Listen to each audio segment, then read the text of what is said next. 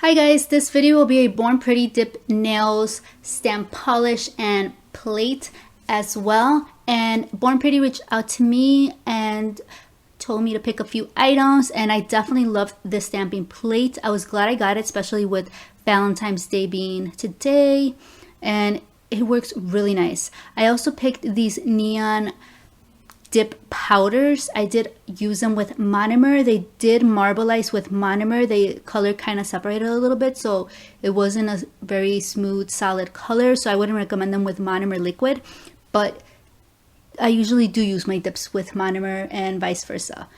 But these worked decent with dip. They worked fine.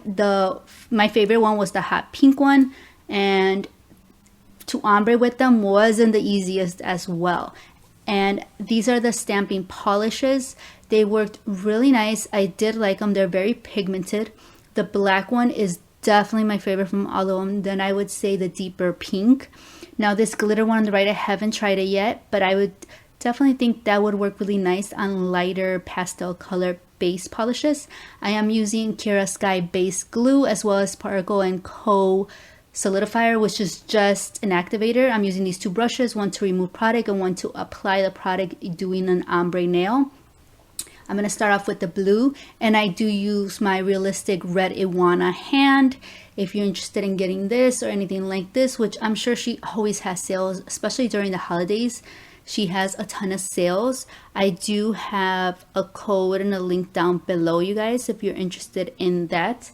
And I start off the center a little bit higher than the center of the nail with a very thin layer of glue, and I do work fast because you want the glue to be able to wet the acrylic and to have the acrylic stick to it. If you wait too long, the glue dries and it won't pick up on the powder, and then that's when you start having lumpy nails. So I add the powder with a nail tip. The reason why I do this instead of my usual, which is a pipette, I think that's how you pronounce it, which is just a little plastic tube that sucks up the powder and will drop it right on top really nicely and perfectly, is because these containers are very small, so it takes more work to do it with that than using my nail tip here and just applying it. Now I go a little bit above that area, still up high, but not very next to the cuticle, if that makes sense. And then I apply a second layer. And if you're interested in exactly how to build a really nice structured dip nail, I do have a video for that. I'll link it down below, as well as if I can find it, I'll link it towards the end of my video. Here with this set that I am showing you guys, I am only showing you guys the color if you apply the 3 layers of color and how true color that would show.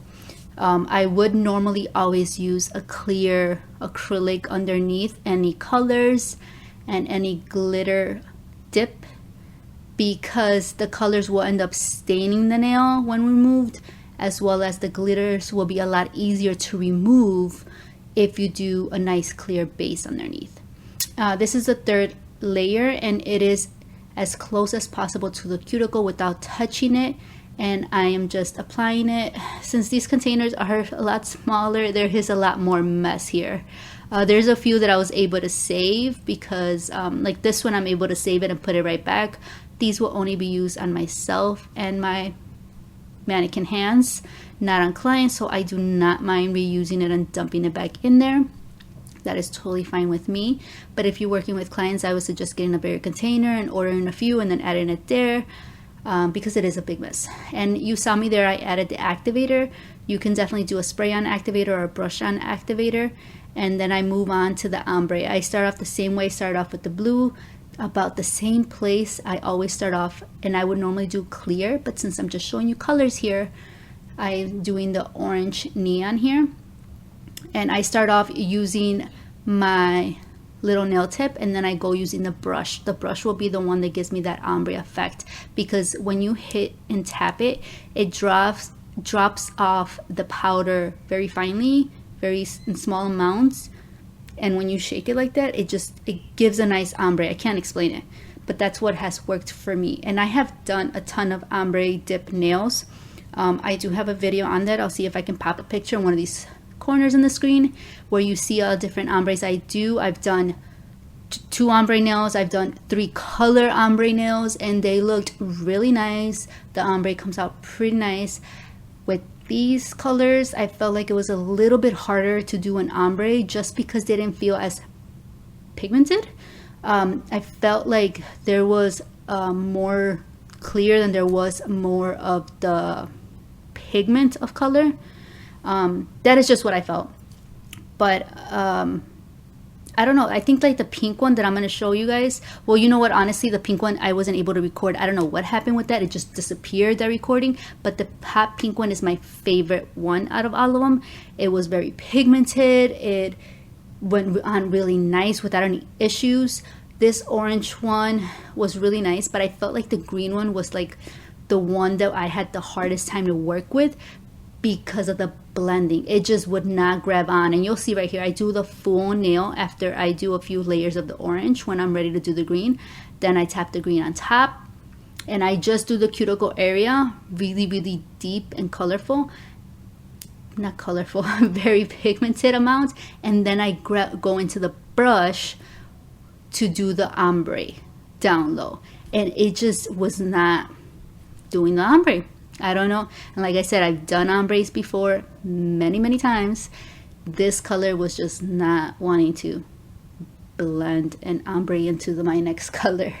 But I figured it out. I kept going back and forth. No matter how many layers it took me, I wanted to make sure I could show this. So I kept trying and kept going back and forth. So the first layer here that you see me do for the green, I just do the green itself, and then I wait a little bit, and then I go in with the orange because I don't want it to fully adhere, because I felt like if I put the orange right when the glue is super wet, it will take over the green.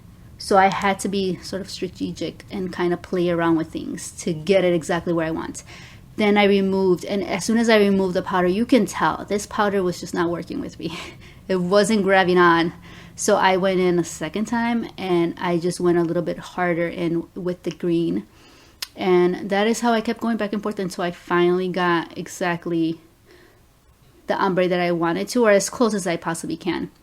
But these I would say are really good for at home because they're a small amount. But if you're trying to take on clients, I think it would be a little bit harder for you. You would need a few of them. Just my honest opinion. But you can definitely also use regular acrylic colors and stuff like that. But like I said, every brand tends to be different. Some of them are a lot more finely milled than others, and that will determine the effect of blendability as well as pigmentation and all that comes with it. But definitely recommend makeup brushes for ombres. Makeup brushes work amazing for ombre nails. And I also have a little container that I got from the dollar store, from Dollar Tree. It is a makeup brush cleaner. I have one for makeup and I have one for acrylic nails when I do dip. So whenever I use different colors, I go into that container and clean off my brush before I use it for a different color. It works amazing. It helps with, passing one color to the other. And like I said, I really tried saving as many of these colors as possible with the aluminum foil. But when it came to the ombre, I did mix a little bit of there. I just put that for made a separate color for that. And like I said, I can reuse it with no problem. I'm only doing it on myself. Here, as you can see, this orange is very translucent a little bit. So I did also go in with 3 colors. There's no structure in any of these. These are just for pigmentation for the color, just to show you guys. But if it is a client, definitely recommend going in with the base, whether it's if you want to do a builder base and then going with dip powder, that's totally fine. But I would suggest a clear acrylic base, then going with the colors. You could even build the actual structure, the apex, with the colors. That is your choice. On my video, I do show step by step how to do it. So if you are definitely interested in dip and doing this at home, I would suggest you watching those videos so you can get more an idea of how to use them to your advantage. So as soon as I'm done with this color, I just tap off the excess, wait for it to dry, brush it off, and then go in with the activator. Like I said, you can use brush on or the spray. I just prefer brush on. The spray tends to, it would give such a horrible smell. especially my clients, they would hold their breath every time I would spray their hands. So I just no longer use that. I just pour it into my little polished activator container and I just use that. But yes, don't be afraid to go and do more layers of this color. If you want a longer nail or thicker nail, whatever you choose, it is totally up to you. But for the actual color payoff, I would say at least 3 coats so you can get the truest color. And then once they're dry and ready to be filed on, I go in with my file and I file them down. I do take them in a lot from the sides. It's just what I prefer with nails, but it's really up to you and your client. And I file the free edge. I file right on top. I did not encapsulate these. I did not put anything on top of this color. No clear, no nothing. I literally just filed right on top of the color because I wanted to try out how they file on without any type of protection or encapsulation. And they file on very nicely. There's no scratches or imperfections. I only top coat them after this. I don't put any builder gel, but if this was a client, I would definitely do builder gel on top of here and build a structure, or do clear acrylic on top or something to have strength. But I just top coat them because it would just be for the video. Now the stamping plate here, like I said, it has very thin lines in a lot of these designs, and I've tried many thin line designs plates from AliExpress, Wish, Amazon.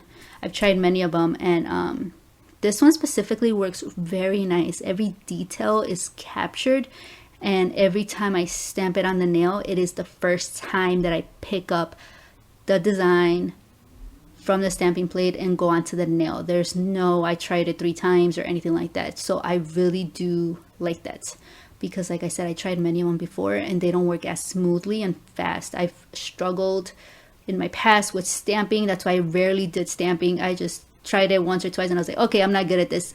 I'll give myself some time and then I'll go back to it. And this stamping plate really made me feel like I was an expert in stamping, honestly. The little clear stamping tool I'm using, I got from Amazon if I'm correct, but I know they do sell them in AliExpress as well. It is a jumbo size one, which I definitely recommend having a clear, transparent one where you can see how you pick up the design and how you apply it and where you apply it on the nail. Because there be times where when I first started, I didn't have a clear one and I would apply the design and it's crooked or it's not exactly where I want it to be or not centered. But here you can see exactly where you want the design, and it works very nice. Another tip on stamping is I recommend you guys getting a lint roller. They have them at the Dollar Tree for $1.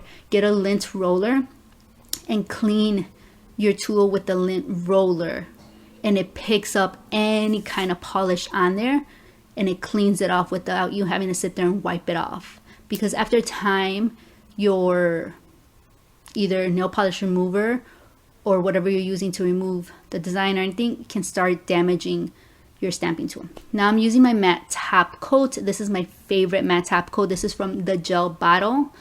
You do have to be licensed now to order from them, but I still recommend them if you do have a license to get their matte top coat. I cure this in the lamp for 30 seconds and it comes out mattified without having to clean it off or anything like that. I also did go in with some glue and a bunch of crystals just to give it a little pop of glitter, because you can never have too much in my opinion. And that is the end of these nails. So all in all, I really did like the hot pink powder. I think that was super cute. I think this would be great if you mix them with builder gel and create like a 3D art, because they're such small amounts containers. But the green wasn't my favorite for sure. The other ones were decent. They're just seem like any other acrylic powder. The stamping plate I definitely really like. I definitely recommend it for those of you that don't have Valentine's Days or just can't get enough of Valentine's Day. Get the plate. It's really nice. I would definitely look into more plates from them. And their stamping polishes, definitely recommend, especially the black one. The black one, so far one of the best black stamping polishes for a really decent price. So yeah, that's it for the video. I hope you guys really do like it. Hope you guys have a great Valentine's Day and a great weekend. Thank you guys so much for watching.